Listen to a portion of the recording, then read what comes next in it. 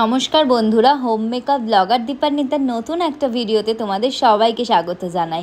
এখন আমি যাচ্ছি শ্যামা সুন্দরী মার নতুন মন্দিরে, যেটা অবস্থিত মুকুন্দপুর অভিদীপ্তা ফেজ 1-এর মেন গেটের ঠিক অপোজিটে ইনস্টিটিউট অফ ম্যানেজমেন্ট স্টাডির সামনে দিয়ে যে গলিটা চলে গেছে সেটা দিয়ে এগিয়ে গেলেই বাঁ দিকে টার্ন নিলে 4টে বাড়ির পর যে সাদা রঙের দোতলা বিল্ডিং, এটাই কিন্তু মা শ্যামা সুন্দরী মার নতুন ঠিকানা।